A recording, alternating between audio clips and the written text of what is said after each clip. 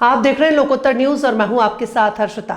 मध्य प्रदेश की धार भोजशाला में 23 जनवरी को बसंत पंचमी की पूजा और जुमे की नमाज को लेकर सुप्रीम कोर्ट ने खास इंतजाम करने का आदेश दिया है। गुरुवार को कोर्ट ने इस मामले पर सुनवाई की और आदेश दिया कि बसंत पंचमी की पूजा और जुमे की नमाज के लिए परिसर में अलग अलग स्थान पर इंतजाम किए जाएं ताकि टकराव की स्थिति ना बने। दोनों समुदायों के लोगों के आने जाने के लिए रास्ता भी अलग अलग रखा जाए। हिंदू फ्रंट फॉर जस्टिस नाम की संस्था ने बसंत पंचमी के दिन मुसलमानों को वहां नमाज पढ़ने से रोकने की मांग करते हुए याचिका दाखिल की थी। सुनवाई के दौरान हिंदू पक्ष ने कहा कि बसंत पंचमी के दिन सरस्वती पूजा सूर्योदय से सूर्यास्त तक चलती है। वहीं मुस्लिम पक्ष की दलील है कि जुमे की नमाज का समय दोपहर 1 से 3 बजे तक है और इस नमाज का वक्त तय है, इसको शिफ्ट नहीं किया जा सकता। मुख्य न्यायाधीश तुरिकांत, जस्टिस जय माल्या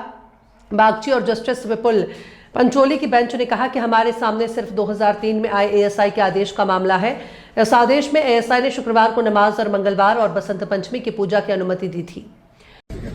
सर, जो ये सुप्रीम कोर्ट ने जो 2003 की एएसआई की रिपोर्ट के ऊपर जो यहाँ पे पिटीशन थी उसको डिस्पोज ऑफ कर दिया है, तो हाई कोर्ट के लिए क्या डायरेक्शन दिया है, वो क्या है, उसके बारे में बता दीजिए। देखिए, हाई कोर्ट ने जो याचिका हाई कोर्ट में लंबित है इंदौर बेंच में,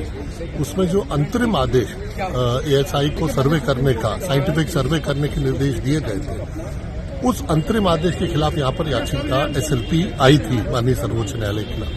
के समक्ष। माननीय सर्वोच्च न्यायालय ने इस एसएलपी का ये कहते हुए निराकरण कर दिया कि माननीय उच्च न्यायालय के समक्ष जो एएसआई ने साइंटिफिक सर्वे रिपोर्ट जमा कर दी है, उस साइंटिफिक सर्वे रिपोर्ट को सीलबंद है उसको खोल दिया जाए, दोनों पक्षों को उसकी प्रतियां दी जाए और दोनों पक्ष 2 सप्ताह के भीतर जो भी उसके ऊपर अपना तर्क रखना चाहते हैं, अपना अभिमत देना चाहते हैं, वो न्यायालय में लिख करके जमा करें और न्यायालय गुणदोष पर विचार करते हुए याचिका की सुनवाई को आगे बढ़ाए। देखिए, तैयारियां हमारी पूरी चाक चौबंद हैं। कानून व्यवस्था को देखते हुए 8000 से भी अधिक पुलिस बल, बहुत से एग्जीक्यूटिव मैजिस्ट्रेट्स, ड्रोन की व्यवस्था, कैमरों की व्यवस्था, आरएएफ का बल, सभी प्रकार की व्यवस्थाएं हैं और किसी भी स्थिति में हम कल के दिन कानून व्यवस्था की स्थिति सामान्य रहे, उसमें किसी भी प्रकार का विघ्न ना पड़े, ये हमारा परम इसमें कर्तव्य है, ये प्राइमरी ऑब्जेक्टिव है। उसके साथ ही साथ जो कल का पर्व है वह शांतिपूर्वक तरीके से निकले और किसी भी प्रकार का विघ्न ना पड़े, इसके लिए कल भी मैंने अपील की थी और बहुत लंबे समय से, विगत कई महीनों से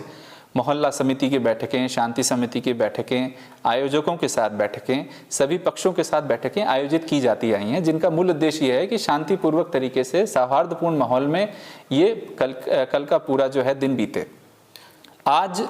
माननीय उच्चतम न्यायालय में एक इंटरिम एप्लीकेशन लगाई गई थी जिसमें सुनवाई हुई। सुनवाई होने के बाद प्रिंट और इलेक्ट्रॉनिक मीडिया में उसके आधार पे उसके इंटरप्रिटेशन के बारे में जो जानकारी आ रही है, मेरा उस मामले में सभी प्रिंट और इलेक्ट्रॉनिक मीडिया के साथियों से कहना है कि कृपया अपने इंटरप्रिटेशन किसी सुनवाई के अभी ना करें, क्योंकि अलग अलग इंटरप्रिटेशन करने से कोर्ट का कंटेम्प्ट भी हो सकता है और शांति व्यवस्था भी अगले कुछ घंटों में बिगड़ सकती है। मेरा आमजन से भी आग्रह है कि आप आधिकारिक रूप से जिला प्रशासन के द्वारा जो जानकारी इसमें दी जाएगी, जो कोर्ट में जो निर्णय इसके जो जानकारी आधिकारिक रूप से जब हमारे पास आएगी और वो बहुत जल्द आ जाएगी,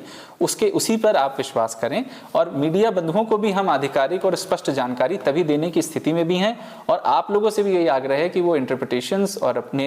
जो उसके बारे में जो रिपोर्ट्स हैं वो तभी पब्लिश किया जाए जब एक बार एक आधिकारिक फैसले की जानकारी हमें मिल जाए।